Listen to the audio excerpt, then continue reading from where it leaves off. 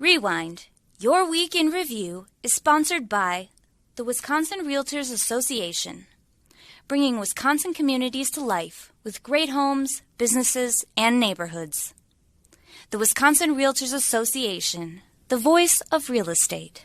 This week on Rewind, Your Week in Review, the future of absentee ballot drop boxes remains up in the air. We have the latest developments in the Republican efforts seeking to ban them, plus how the former president is creating even more uncertainty surrounding drop boxes. We have his message to GOP leaders. And Wisconsin has an unprecedented projected budget surplus, how lawmakers are split over what to do with it. All this and more on Rewind, Your Week in Review for January 28th. Hi, I'm Emilee Fannon. And I'm J.R. Ross. J.R., let's start this week with a very anticipated announcement with Kevin Nicholson officially entering the as a Republican in the governor's race. He will set up a GOP competitive primary against former Lieutenant Governor Rebecca Clayfish. He was made the rounds on the radio shows yesterday making his announcement and kind of took a lot of shots at Clayfish, Assembly Speaker Robin Vos, and what he calls the Republican machine. Let's take a listen of him kind of bashing the Republican Party. I don't think any of us can convince ourselves that if we keep electing the same broken record to office, the same machine, that they're suddenly going to get serious about this stuff and fix it. That's why I'm running for governor. We need people from the outside to step up and to actually fight.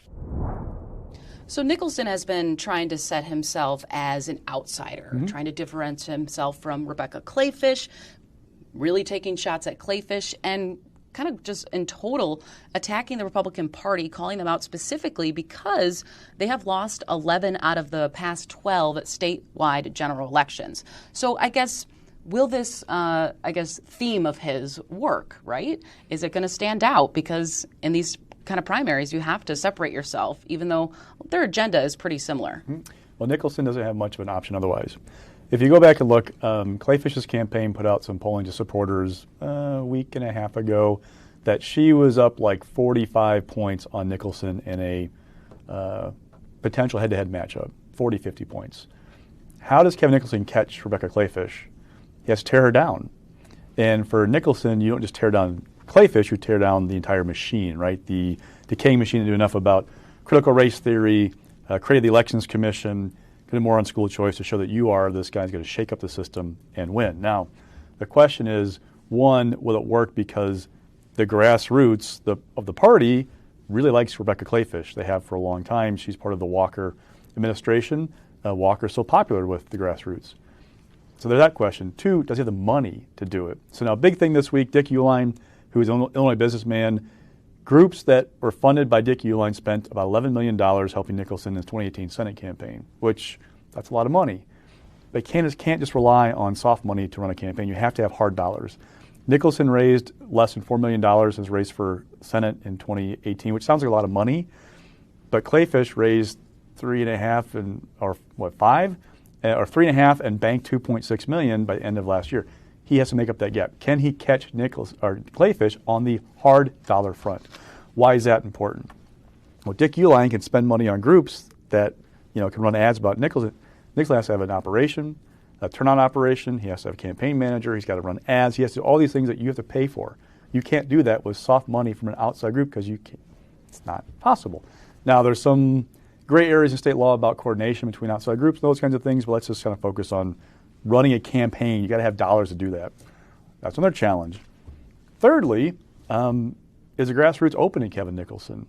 So go back and look in 2018, that race for U.S. Senate. The state party has an endorsement process where candidates vie for the backing of the party. The delegates vote at convention. In that race in 18, Leah Vukmir, state senator, got 73% of the vote from delegates at the convention in 2018. Now, Nicholson won 57 counties in that primary, lost by 5 points to Vukmir, but the grassroots then was overwhelmingly on Nicholson's side. Has he changed that dynamic since 2018, or has he set up a repeat of running against a favored female candidate of the GOP base and running the risk of being a two-time loser, which could kind of end his political career in Wisconsin? Right, and Nicholson, of course, entered this race a week after, or I would say maybe even 2 weeks after Assembly Speaker Robin Vos encouraged him, do not get in the race because it could impact the party's chances of defeating Governor Evers. And they say that is because once there's a competitive party or a competitive primary, more money is thrown in it, and you're spending more money on attacking each other instead of the messaging around defeating Governor Evers as well. And I also think there's this question too, JR, is where does Trump's endorsement go, right? That's a big question because he tapped former Congressman Sean Duffy, who decided not to run because of family reasons. So where does Trump go? Because they're both trying to very align themselves and their campaigns and their themes of law and order, election integrity to please Trump. I asked that question because my perception of the Duffy thing with Trump was that there's a group of kind of well-placed Republicans in Wisconsin who have Trump's ear that aren't convinced Clayfish is the strongest possible candidate. Those folks, though, I don't get the impression they're big fans of Kevin Nicholson. So if you're Nicholson and you want the Trump endorsement, who's advocating for you with Donald Trump? Who has an avenue to him that can reach a former president and get you on his side? Now, Clayfish, she could argue, hey, she did these Women for Trump events in 2020. I don't know if she's going to get the Trump endorsement, but I don't know that Nicholson has the avenue to get it himself. Right. It'll be interesting. And a lot of developments also this week as we move on to our next topic with absentee ballot drop boxes. I call it the absentee ballot drop box saga because there was quite the timeline that we want to let our viewers know about. Let's bring up the slide about this. So this all kind of started on January 13th when a Waukesha County judge ruled absentee ballot drop boxes are prohibited and that the ballots must be returned in person or by mail. Then, January 21st, that same judge refused to issue a stay that would have restrict ballot drop boxes. Same ruling. He didn't budge on that, saying they can only be located at municipal clerk's offices. Then on January 24th, a state appeals court blocks the Waukesha County judge's decision and rules, hey, they can be used in the February 15th primary. So at this point, voters are a little confused. And then this week, the latest development, the conservative law firm Wisconsin Institute for Law and Liberty is asking the state Supreme Court to basically make up the decision. They should rule, they're asking them to rule, which could be any day now, right, JR, about unmanned drop boxes in Wisconsin. We're going to now shift into, I guess, the drama that unfolded about drop boxes this week, which came from former President Donald Trump, who basically got word of a Republican effort of a bill that was being drafted to, it was actually leaked on a conservative website, that would basically allow limited drop boxes in Wisconsin. Once Trump got word of that, he was pretty upset. He sent out a statement saying, some Rhino Republicans in Wisconsin are working hand in hand with others to have drop boxes again placed in Wisconsin. These fools are playing right into Democrats' hands. So Trump is targeting two Republicans here without naming them, Speaker Vos and Senator Kathy Beshear, a former Chippewa County clerk who has been really standing up against Trump's false statements that the election was stolen. So I guess right now is the uncertainty if lawmakers can ever make progress on drop boxes. Yep. So court thing first. The Supreme Court could issue a ruling at any minute about whether it's going to take the case, because right now it's for the Fourth District Court of Appeals. The motion asks them to take over the case and issue an emergency order to basically reinstate the ban on unmanned drop boxes. So for those at home, no matter what happens, if you're at clerk's office on February 15th, you'll have a manned drop box at the clerk's office. If they have one, you can still use that. We're talking about the ones by the fire stations, by police stations, by libraries. Those ones are the ones that are at issue here. The court will decide whether to take the case, and the U.S. Supreme Court has said in the past it does not like big changes to election policies within a certain window of an election. And that's part of why the 4th District on Monday said, we're putting this on hold because absentee ballots have already gone out. There's a question if those ballots are already in a drop box, what happens to them, right? Right. So they were worried about this. Will, in its petition to the Supreme Court, said, hey, all you got to do is say any ballot in drop box is okay before this ruling. Give a couple days after your ruling to say that clerks have X number of days to cover up drop boxes, to remove them, whatever. It would not be a problem. It's ask a lot of clerks, quite frankly, with election coming up. But there's that legal piece of it, right? The court at any minute could issue its ruling. Politically, here's the dynamic for Republicans. If the courts don't rule the way Republicans want them to, then what? Right? So right now, there's no limit on the number of drop boxes you can have. The bill that was drafted would say, much like a bill that the Senate took up last spring, you have one drop box, unmanned drop box per community. And if you're a larger community, like more than 70,000 people, have up to 3 more. So like the city of Milwaukee could have 4, period. right? The challenge is this. Republicans have conservatives have a majority of the Supreme Court, 4-3. But Republicans don't trust Brian Hagedorn. So if you are banking on the Supreme Court to say no drop boxes, period, say it doesn't allow them, if you're conservative, do you trust Brian Hagedorn to be on your side in this issue when he's broken with the party on other election-related things, right? Is it better for you to pass a bill that would limit it to up to 4 because you have some certainty, right? There's some restriction where it's not in their minds, the Wild West with drop boxes in Milwaukee where they can be anywhere, Madison, Democracy in the Park, all those kinds of things. What's more, if you pass that bill, Evers is going to veto it. So it gets you nothing if you pass the bill probably. And oh, by the way, if you do it because of Trump's comments and the way Gateway Pundit, the conservative website, published the draft of the bill, has jazzed up certain people, you're getting grief from the hardcore group of the base, whatever it is, that thinks the election was stolen, giving you crap because you're not doing anything. Yes. Right. Why are you messing with drop boxes, period? Why are you doing this? You're just enabling the Democrats to win. They're in a very difficult situation with this overall because either option has an issue for them. Right. Now, best case scenario, for Republicans at least, Supreme Court says no drop boxes, period, end of story, issue's over, we go away. Right, and that proposed legislation that was kind of being spearheaded by Senator Kathy Bernier. I called her office. They said for now it's at least off the table. Mm-hmm. And we think it's mainly because of Trump speaking up and getting involved, which kind of leads into our next development is when there was a media availability with Assembly Speaker Robin Vos on a session day. Reporters, we all tried to ask him about, well, where do you stand on drop boxes? Because this happened on Monday with President Trump and his statement. Then on that same day, Speaker Vos sent out a statement saying that he doesn't support an expansion of drop boxes. But the confusing part is, back in 2020, his attorney kind of signaled some support for drop boxes. In that letter, it stated, "We wholeheartedly support voters' use of these convenient, secure, and authorized absentee ballot methods." So when we tried to ask him, he dodged questions. We're going to play the video in a second. Basically, we were trying to just say yes or no, do you support these, or do you support them in a limited fashion? And Vos kind of fought back saying, we're focused on Gableman's investigation, and I want to focus on why we're here today. So he defended that I'm not going to talk about the issue. We're going to talk about the session day about law enforcement. Let's take a listen. Now, I know folks in the media, because you live in Dane County and you have a tendency to focus on the topics that the Democrats want to talk about, they want to talk about all about, election accountability. We know that we have to deal with an awful lot of those issues, which is why we have Justice Gateman doing his investigation.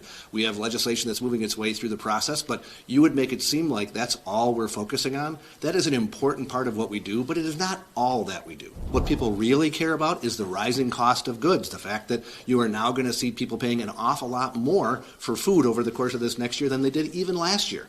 You're going to see people focusing on the fact that we have rampant crime because Democrat policies and people like Governor Evers have made a decision to say they are not going to be supporting the police. Nobody wants to talk about that, even though we are in the midst of a crime epidemic in southeastern Wisconsin. So that's what the people want us to talk about. So once again, Speaker Vos is kind of in this tough position. He's got part of his caucus is saying, like, we need to do something. Please act. And he's kind of just tiptoeing around the issue, and we don't know where he stands yet or the next time we can ask him about it. Yeah. Now, to be fair, the Assembly has not taken up the bill that the Senate did last March, I think it was, with the Dropbox component in it, so they've shown no interest. Part is because we're splitting the caucus about what to do. This pressure of, like, the Trump wing of the party saying no Dropboxes, period. Though, in their minds, more reasonable wings saying we'd like some certainty about this issue, let's not leave it to chance. So you're getting that. Oh, by the way, the Dropbox thing played into the whole Tim Rantham issue, right? Because Robin took away Rantham's only full-time staffer. I think he still got a half-timer. His only full-time staffer because Rantham was spreading lies about the caucus, including his claim that Robin said that Rantham had accused him of working with Hillary Clinton's attorney to okay Dropboxes. Gateway Pundit, again, which is a common thread in all this stuff right now, right? Gateway Pundit changed a story that it wrote about this whole thing to say that Vos had not worked with Mark Elias, but Mark Elias had cited Robin's comments in arguing for Dropbox. Yeah, I know. So anyway, it just shows you like this pressure, and that anything election related for Republicans, there is that are you making the Trump base happy, or are you risking alienating them right now? And this week also, the Iowa County Republican Party sent out a letter kind of attacking Robin Vos, asking him to resign because he's not doing enough on ballot drop boxes.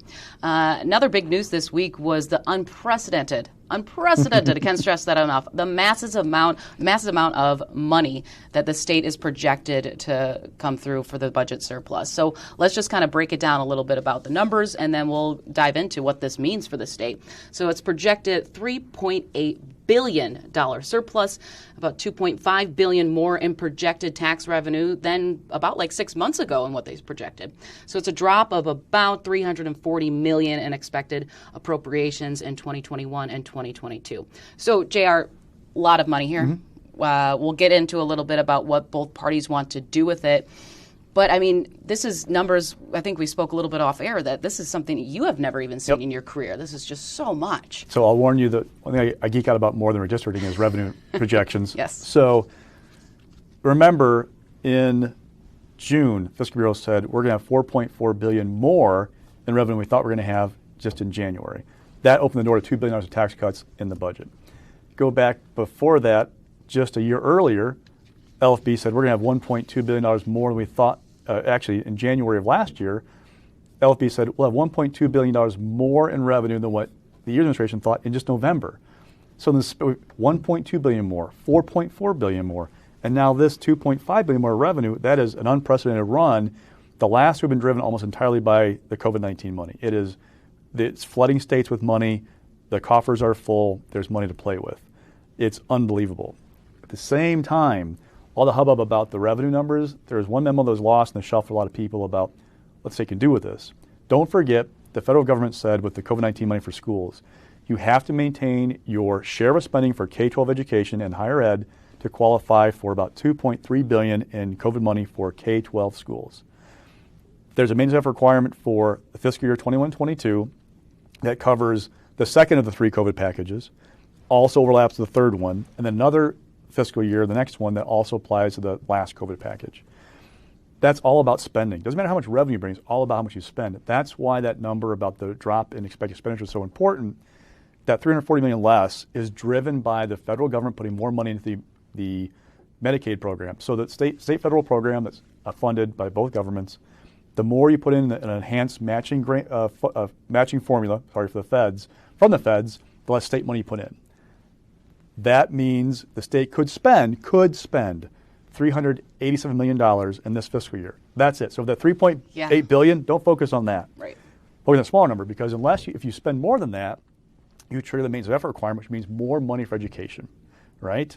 Oh, by the way, in year two, when you also have to meet that MOE to qualify for more federal money, we're just shy of the spending requirement. That could change a great deal. There's $220 million in the second year of the biennium for remember personal property tax repeal? Right. There's a trailer bill to the budget, money put aside. That bill got vetoed. Republicans shown no interest in Evers' bill to, repeal that tax. If they don't do that, that could help with the maintenance effort requirement second year. Also, if the feds keep doing the enhanced federal matching formula for Medicaid, that could also help that spending requirement second year.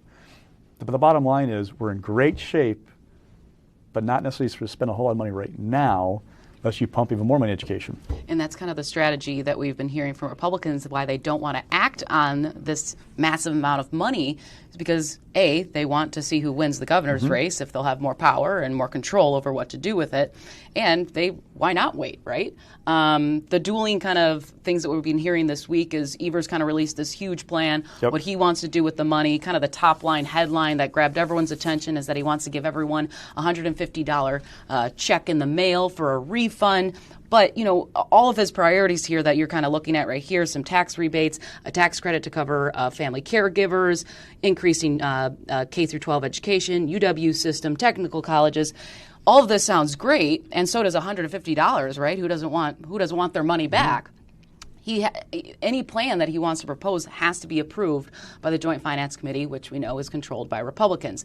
Meanwhile, we heard Assembly Speaker Robin Vos hint during his session availability on Tuesday that he wants these massive tax cuts, but he didn't go into details because we know the strategy is they want to wait until the next budget cycle so they can do what they please. Maybe they'll have a Republican governor. Who knows? Let's hear a little bit from the co-chair on the Joint Finance, Representative Mark Bourne, who's kind of touting the past 10 years is why we have this much more money. And then Governor Evers saying, why not spend it right now? We shouldn't be waiting. The general fund balance will be at $3.8 billion at the end of this two-year budget. That's a $2.9 billion increase from what was projected just a few months ago. That does not include, of course, our $1.7 billion also in our budget stabilization fund, or the rainy day fund as we like to call it. This is, of course, due to quality conservative budgeting for the last 10 years, good policy like the tax cuts we've seen in the last decade from this legislature, as well as the influx of massive amounts of federal money into our state in the last 2 years. I have yet to hear a single good reason why the state should sit on $4 billion for a year and a half when the people of our state could use our help. When the state is sitting on the largest rainy day fund and positive gap general fund balance in our state's history, there sure as hell aren't excuses. Wisconsinites can't wait. They need help now. I've got a plan to do it, and I know Republicans and I can find common ground. So Republicans are seeing what Evers is trying to do, especially with this $150 refund, is that it's a big campaign pitch. Back in 2018, if you remember, Governor Scott Walker did the same thing with the child tax credit. It was about $100, correct? $100 a kid. And you also did some research, going even farther back. Tommy Thompson did something similar. Yep. So, Voss and the GOP leader was saying, well, Evers is just being political, Democrats in 2018 bashed Scott Walker that he just wanted to hand out blank checks. Why not just do it at the ballot drop box? But it seems like this is a theme that we've seen from Republican and Democratic governors over the years. Yeah, and look at that chart again about Evers' plan. That top half, all those tax cuts, that's what the governor wants to do. Education money is what he has to do, that maintenance of effort requirement again, okay? The challenge is whatever you're spending now, you're also creating a commitment in the future. And so that's a challenge what the governor wants to do. I think he knows it's not going to happen, so we don't have to worry about the ramifications. But the more you pump into these formulas we have in the state right now, the more you're committing the state to spending in the future, because things usually go up. They don't go down. And here's, not to be like, Mr. Rainy Day here, but the issue, too, has been we've had an unprecedented run of general purpose revenue growth over the last decade. I mean, it's really been remarkable what we've seen. In 2014, Scott Walker, Republicans pumped a bunch of money into the tech college levy to buy down those levies, an election year gamut, right? Also did some other stuff with holding tables, trying to deliver for taxpayers with a surplus. Republicans, when they had to control everything, bought down the levies of tech colleges, schools. They used that GPR gravy train to keep down property taxes. When the GPR gravy train runs out, you have a choice. Either you allow locals to raise property taxes dramatically to make up that lost state aid, or you ratchet down what they can spend and you cause deep cuts in services. It will not be pretty. It'll happen eventually. Hopefully it won't be that severe, but recessions happen. It'll happen eventually, and that's going to be something to keep in mind with all this. Two, for Republicans, they want to use this big money. One, not give yours more credit because governor's been talking about the $2 billion in tax cuts in the last budget, right? Taking credit for that. They hate that. They want to give a Governor Clayfish or Nicholson or whomever the opportunity to do this stuff. They also want to look at, can they do structural reform to the taxes, right? You're going to hear a call from the wing talking about eliminating the income tax. Can they do that? It's not enough money here to do that. But, it could be something you see discussed next year if Republicans have full control of the Capitol. That's right. And I just want to quickly recap the session day that happened. We had the Senate and the Assembly both in this week. It was a busy session day on Tuesday. Republicans advanced more of their theme of this tough on crime agenda. One bill that passed in both chambers specifically dealt with rioters, basically creating stiffer penalties for those who participate, or if you're even near a riot, you would get penalized. Basically, if you would attend or be near one, you could face up to 30 days in jail. The law enforcement package that we've talked on the show before would basically incentivize, smaller police departments, in a sense, giving bonuses to new recruits and those who come out of state to help bolster law enforcement agencies across the state. They can get reimbursed for training and their equipment. Also saw critical race theory finally make its way all the way through the legislature, which would ban the teaching of it in schools. That bill will head to Governor Tony Evers' desk, which of course he is likely to veto. Some other COVID-19 bills that would prohibit the so-called vaccine passports and allow a previous COVID-19 infection to be used as proof of immunity. Stiffer penalties on rioters was one of the main debates on the Assembly floor. Let's hear a little bit from Representative Hong and Rep. Dietrich. On both sides. Basically, what Democrats are arguing with this bill is that it's a little unclear and vague because it doesn't specifically state what if you're a peaceful protester, would you be penalized? And that's why they think it's a little too vague legislation. Let's take a listen. This bill is an attempt to create anti-protest laws and suppress free speech. It puts forward increased penalties while simultaneously paring back the rights of peaceful protesters and opening them up to criminal exposure for the misdeeds, the missteps of others, and it acts as a direct attack on the social and environmental justice movements that have been at the forefront of the American psyche. The biggest threat to public safety is living in a country, a state, where this bill becomes law. We had a colleague from the other side of the aisle who was hospitalized and traumatized by protesters. This bill does not blur the lines, but clarifies the difference between our First Amendment rights to protest and rioting. When it moves beyond that, it has to be properly addressed. And this bill does that. This behavior has got to stop. People deserve to feel safe in their workplace, in their homes, without physical threat of violence. We've talked about this before, JR. We know a lot of these bills are going to maybe make its way to the governor's desk. They're not going to go anywhere. He's like, I'm going to veto them, trying just to fire up their base, saying this is what we did, we tried. It's on Governor Evers headed into the November election. Now let's head into stock picks. This week you have rising state troopers because they're going to get a little pay raise. Yep. So 2 years ago, the Evers administration presented a contract to the legislature that would have given state troopers a 20% raise. And Republicans went, whoa, this is way too much. We can't do this. Well, they eventually approved a 9.9% raise, and then quiet with a nary a word, this past week they approved an 8.5% raise. So basically got them about where they were going to be before. Like, state troopers have had a problem that they lag behind a lot of their peers in terms of starting pay and top pay. They have problems with retention and recruitment because other agencies pay more money. We see it a lot where people graduate from the State Patrol Academy, start the job, and then go get hired by somebody else. This doesn't get them to parity necessarily with the biggest agencies in Wisconsin, but it gets them in the same ballpark with more of them. So it's a big boost for them. And what's just interesting was that there wasn't any debate about it, really. Right.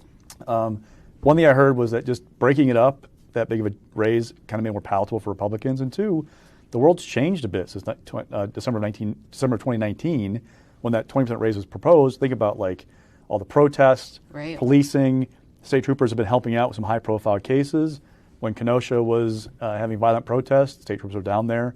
Like, it's just much more of a better environment to like say, hey, we need to give these guys something to help them out. And mixed this week, you have Jay Rothman, who was decided to lead the UW system, and he's facing a lot of tough questions because he doesn't come from an education background. Yeah, some news that broke after last week's episode that he got hired to be president, and that's just it. He's not from an academic background. The first non-academic to lead UW on a non-interim basis in this more than 50-year history. I asked people, like, what's going on? Well, a couple of questions that were raised. One, the search committee presented 2 white males as finalists. That was kind of an eyebrow raiser, right? 2, this guy's got no academic experience. But what I heard was that it's not about the academic piece, it's being a leader, having the management experience. You can surround him with academic type folks or who know how to run the system. They need somebody who's got a vision of what should the system be? How big should the system administration be?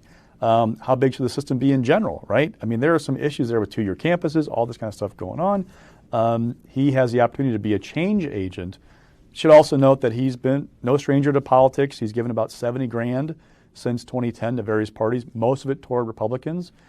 Did give like $10,000 to Governor Evers last couple of years, gave $24,000, I think, to Walker. So a little more toward Republicans.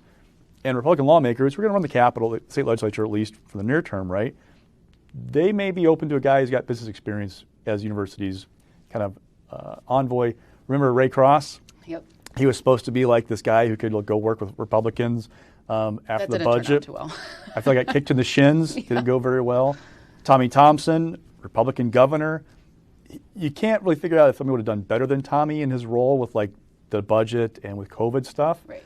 The argument for Tommy is he did better than anybody else would have done. Well, here's somebody else who maybe can have a door open, at least for Republican lawmakers, to try and argue for the university and present a vision of what he wants it to be. That's the big thing. What's his vision be for the system, and can he win Republicans over on that vision? And a lot of lingering questions, too. Is he going to be able to, build a relationship with Republicans? How is he going to handle COVID-19? Mm-hmm. So no one's really gotten the chance to sit down with him yet to learn about his vision, but I'm sure in a few weeks we will. And then following this week is GOP unity. Yeah. Just I don't even know how to recap this, but there's a lot of messy things going on right now in the party. The primary for governor is not the only thing to worry about for Republican. So we talked about the Dropbox thing, right? You've got Robin Vos, who's being targeted by these conservative media outlets. That's going on. Also, interestingly, Nicholson's running against Robin Vos. Rebecca Clayfish made a comment in a radio interview that she wouldn't call on Robin to resign or anything, but that Republicans in the Assembly should pick their speaker wisely. That kind of raised some eyebrows. Right. Don't these guys know that who's going to be speaker after this? Exactly. Look, miracles happen. Democrats could win the Assembly in November. We don't expect it to happen. Robin Vos is in charge. He runs a show. He should be speaker again in 23 if all goes according to plan. They got to work with this guy. And here they are kind of taking shots at him, Nicholson especially. That's kind of an eyebrow raiser. Then this whole Rantham thing that we talked about last week where his full-time staffer got pulled. He tried to bring a resolution to the floor on Tuesday that would basically declare the electors of Wisconsin, pull them back from Biden, can't happen, all right? We know it can't happen. We know it's not possible. But here's an example of how things become misinformation in the public realm where the resolution was basically, they used a procedural move to kill the resolution. They put it in the Rules Committee. It was done to shield members from having to take that vote. Because if you have a vote on the floor, right, you put every Republican on record of, do you think the election was stolen?